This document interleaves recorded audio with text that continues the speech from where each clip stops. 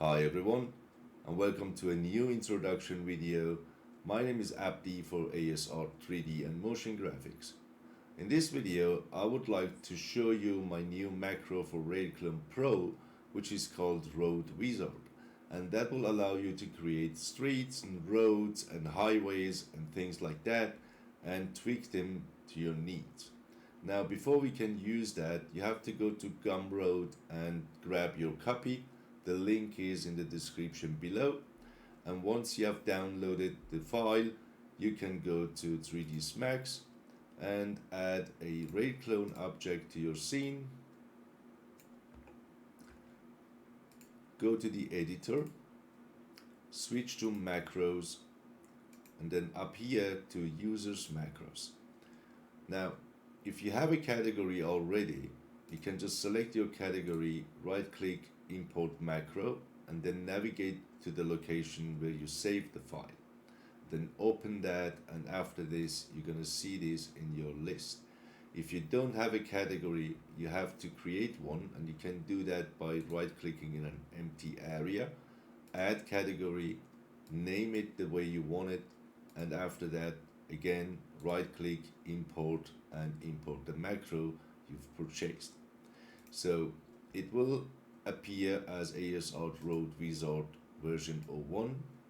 Drag and drop it into your editor, and in RailClone settings we go and use segment materials and also change the curves to something like 80. Now here we have some segments that we need to bring in and link to our macro. For this, I already have my segments here in my scene, so let me zoom into that and show you what we have. Here I have some signs and then barrier segments, that is the start and end for the barriers. This is the barrier default, that is a socket we can use for the lights. We have some road furniture, then I have here my road segment, and I'm gonna just select them right away so we can go and use them. And that is the breakdown lane. This is a marking that we can use, that is road line. This is the guidelines. This is the segment for the sidewalk start and end. That is the sidewalk default, and lights for the center, lights for the sides, and these three are the segments for my guardrail. Now we can go back to the editor, right click, and import all of those things that we have just selected. Now, in order to make it easier to link, I'm gonna go and arrange them the same way as I have it in this list. So I'm gonna have the same order like road and stuff like that, so it is easier to arrange and link them together. So let's start with the road. There we go. Now I arranged them the same way and linked them already to their corresponding input. The next thing we need is a spline. I'm gonna drag it out, object, and then spline. And now I can go and select my spline in my scene. With that, it should already create our road, which it did, and we can go and tweak that the way we want it. Let me go and hide my segment here. And I'm gonna also run the IPR so we can see all the materials and everything much better. Let's switch to the camera view, and here we go. This is what it gives you by default when you link everything together and you have all your segments imported. So now here we have a bunch of parameters to work with. The first thing is the road style. This is now set to one lane, and this is why we don't see any road lines in the middle of the road, because one lane road doesn't need that. But we can change it to 2 lane, for example. That will just bring in these lines. If we go to 4 lane, it will also activate all the center elements that we imported. So now this is what we get. The next thing we can do is activating the breakdown lane if you want to have this, and that will bring this red area. I went with the red material just to show you the difference is much better, but you can use the same material, of course, because usually a breakdown lane is the same color or material. But here for this tutorial we're gonna keep it with this red color, so it is much better to visualize what it does. We can also go and decide if you want it on both sides or just on one side, so you can remove it from the left, for example, and keep it on the right side, or just the other way around. So we're gonna remove it from the right and keep it on the left, and it will remove the markings and everything with it, and also adjust the position of your sidewalk and the lights and everything automatically. If we bring that in on both sides, we can also go here to the settings for the distance between these markings, so I can go and make that a little bit bigger so there are not so many markings here, or you can go for a less distance between them and it will give you more of these markings on the road. That depends on what you want to do. So for now, let's set it just to 900. And then we can go to the road lines. The road line settings are enable road lines. So in this case, if we go and uncheck it, it will remove all these lines. We can auto connect them, which will ignore this distance in between them. So when I go to 450, for example, I'm gonna have more of these lines here, and I can go here and increase that again to 900. But if I don't need a dashed line and I need a solid line right here, I can go and use this auto connect. So when I click on auto connect, it will just create a solid line out of those. So it ignores this value without changing it to 0 and back and forward. So it saves you a little bit of time. We have also the road line offset Y position. If you need to move that to the side, you can just use that value and it will push it away from the center. And if you go to a minus with a negative value, it will push it toward the center. Usually you have it on the 0, so it is right in the center of the road, but there are cases that this could be useful. We can create dual lines, so it will create 2 of these lines right in the middle, and we can also go and change that. We can change the gap between them, make it bigger or bring them closer to each other. We have these white guidelines as well, so we can keep them or we can remove them entirely if you don't need that. Usually if you don't need it, you're not going to link it here, but sometimes you just want to see the differences between what is, if it is there, and what does it look like when you remove it. So that is what helps you to do that. You can also go and decide if you want to keep the side guidelines and remove them from the center. The center guidelines are here right now underneath of our guardrails. But we have these settings that we can go and tweak. So when I want to bring this center guidelines in front of my guardrails, I can just go and change it to maybe 65 or something. That will push them forward and they are not beneath that post or the guardrails here. The same thing we can do for the side guidelines. So right now by default is set to 50.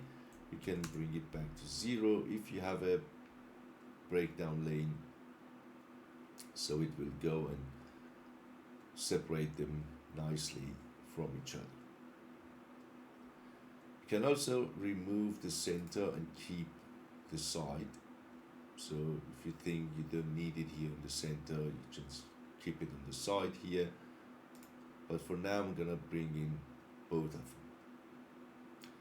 Then we have the road furniture settings. This could be everything. This could be signs or studs or whatever. For this example, I have some cones on the right side, and on the left side we see that studs that we have on the road. Here we can also go and change the distances between these objects. So right now it's set to 300 on the left side, so I can maybe go and change it to 150. So we have more of these studs going on.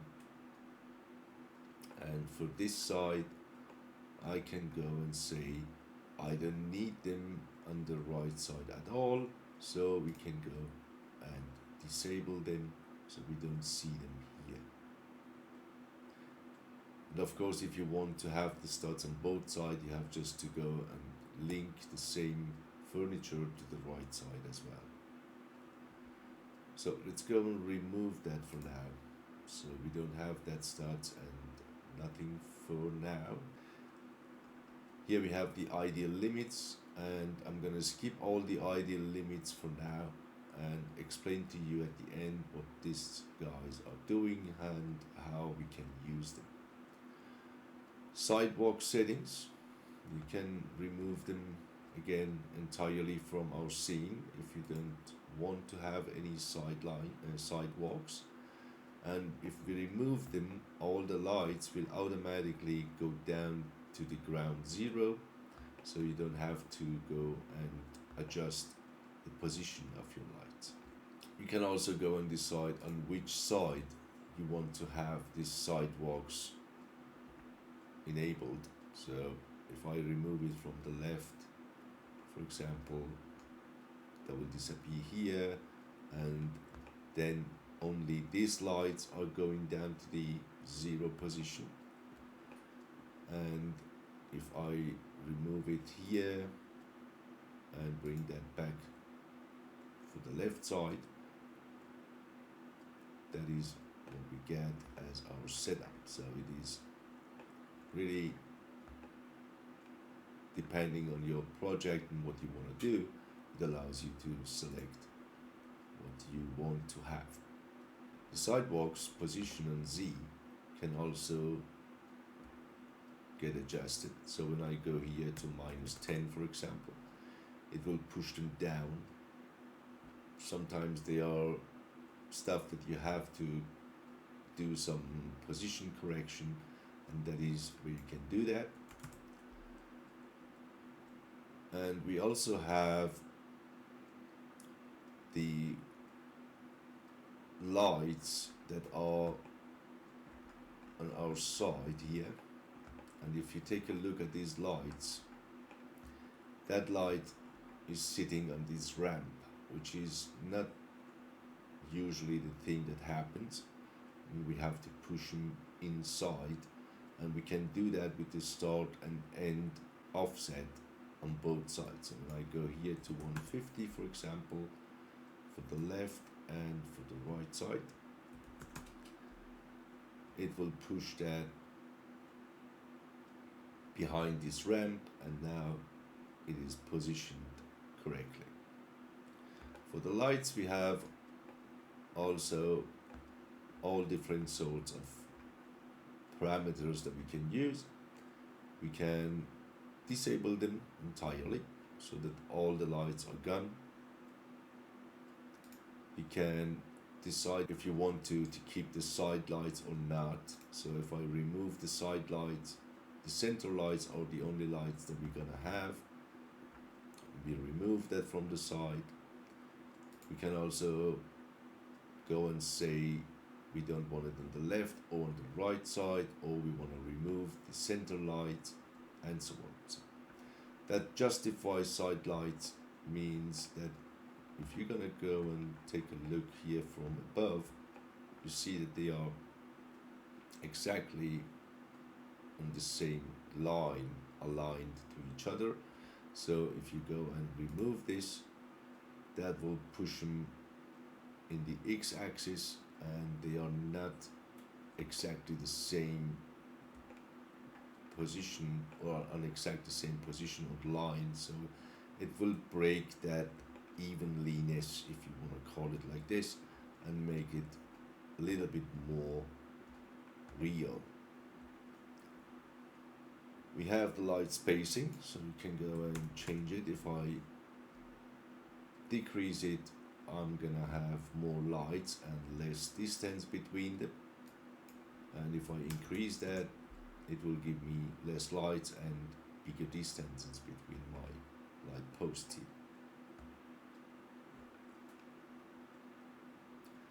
The side light Y position, that helps you to move them closer or further away from the road itself. So when I go to 95, it will push them towards my road, and it is closer to my road now. And we can go and offset the Z position if needed as well. For the center lights, we can do the same thing, the Z position offset. And I just explained to you start and end offset for the left and right, and for the center. In the center we didn't do it yet because we have these barriers in our center as well. So when I go to the center lights and do the same, and I set the center lights to 150, that will push the light into my barriers, and now they are intersecting with each other. Or we can solve it with the barrier settings. These are down here, and we have also the start and end position for the barrier. So we have to set this guy to 150, and that will move it to the right place. The same goes for the railing, for the guard railings. Okay, let me go back up here. We have the random rotation of the lights as well, so let's go and set it to -15. I know it is too high. The max is 15 degrees, and now you see that the lights aren't straight, they are now rotated in 50 degrees, or some degrees randomly. I set that usually to -5 and then +5 as max. And here we can go and change the steps as well until we have some natural looking light elements in our scene. So if everything is straight, that is looking kinda unnatural. Then we have the limitation, we'll get back to those. Here we have the guardrail settings. We can remove all the guardrails from the scene if we don't need that. So we're gonna land up with this setup. We can bring it in and remove them from the center only. So we keep the side guardrails and remove it from the center, because in our center we already have our barriers. Now we can go and change the spacing between the posts. So I go and set that to 300. That will give me more of these posts between for the guardrails. We can change the position of them. Right now it's set to 10. We can bring it forward to 390, for example, in this case.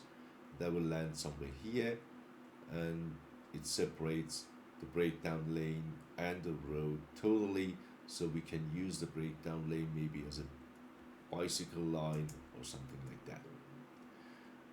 or we can also go and push it back to minus 300.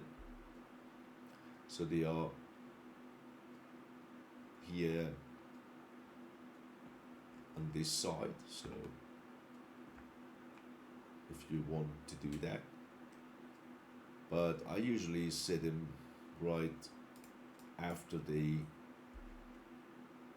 breakdown lane, so about 10 or 15 centimeters away from my sidewalks. You can also change the Z position if you want to bring it up like this and then push it back so it is not intersecting with our sidewalk. So when I bring that back to minus 300, they're gonna land on the right position, and this guy is now hovering, and that is where we have this start and end offset again. So let's go and do that 150 for all of them.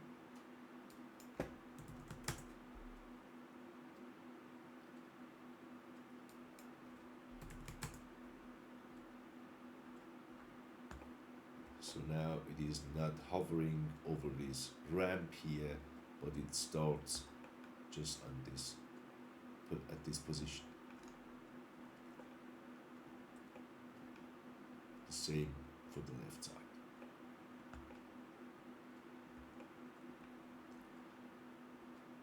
Then what we can do is also go and change some settings for our beams. So the beams for this guardrail aren't in the right place yet, so I'm gonna bring that back to minus 16 or something and bring him a little bit higher, and this is actually what it should look like. So now they are in the right position. Down here we have the barrier settings. So we can go disable the barriers if we don't need them.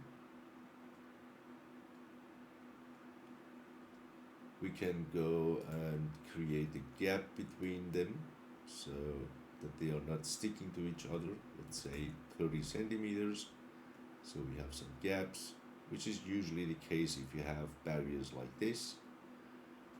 You can decide if you want to remove the gaps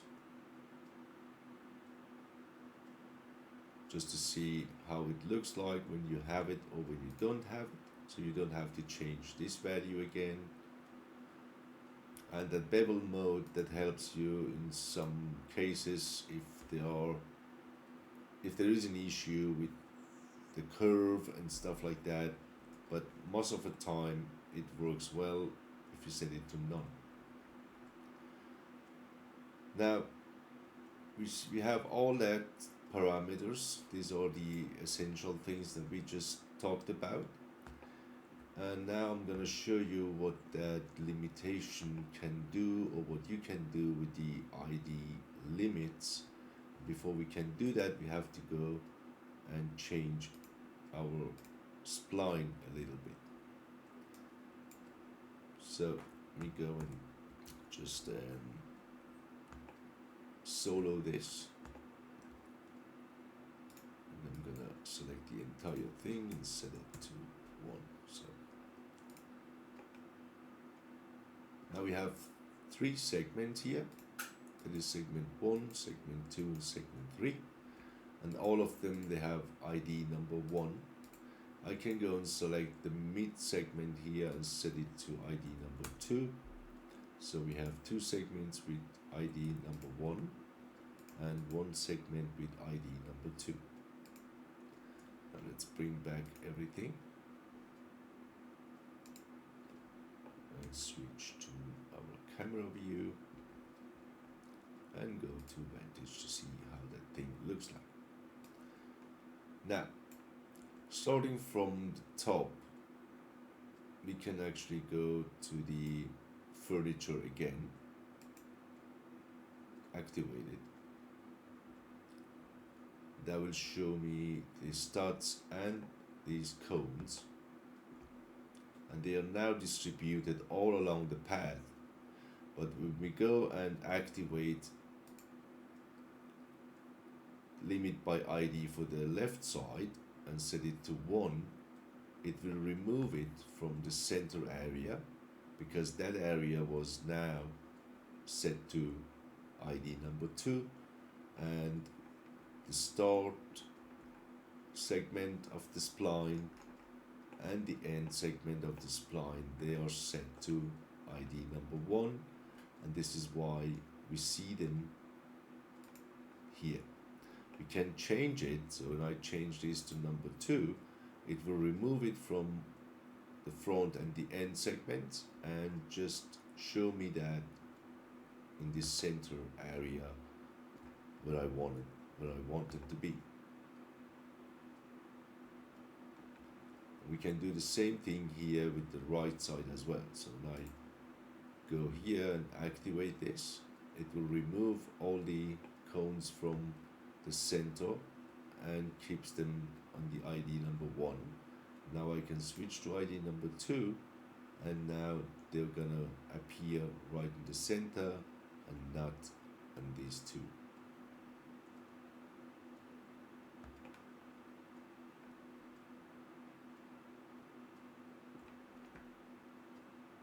We can do the same. I'm gonna remove the furniture for now.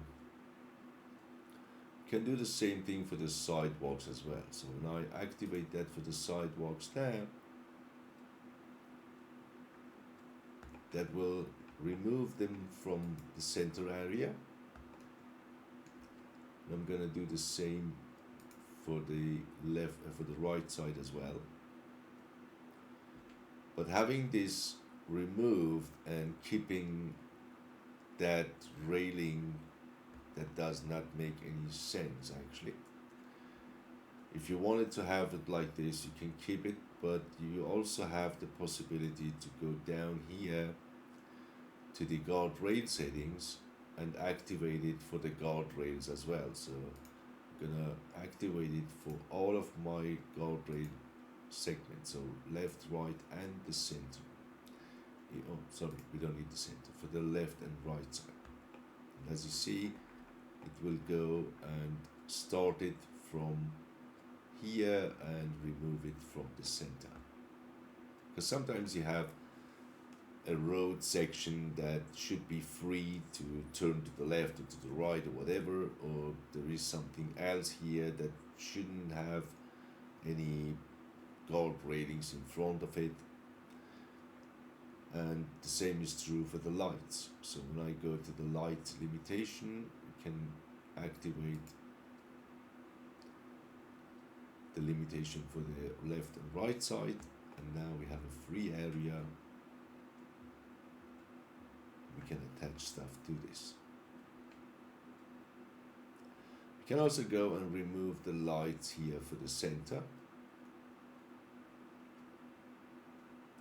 and scroll down to the barrier settings and do the same for our barriers. So limited on the ID number 1, and now the entire midsection is free of everything. So this way you can really go and match it to whatever you need. And this is actually it. This is the essentials for what you can do with it. The most important things and parameters that you should know about. For now, that should help you to start with it and create your roads with your own segments and materials and everything without having any headaches. And if you have any questions, feel free to ask them right in the comment section, and I will get back to you and answer your questions right there, so everyone can see and have the answer ready to go if that question is also something that someone else would like to know the answer for. Thank you very much for watching, and I thank you for your support in advance. Go to Gumroad, grab your copy, And if you have any questions, again, let me know. I'm going to see you in the next tutorial. Have a good one and have a nice day. Bye bye.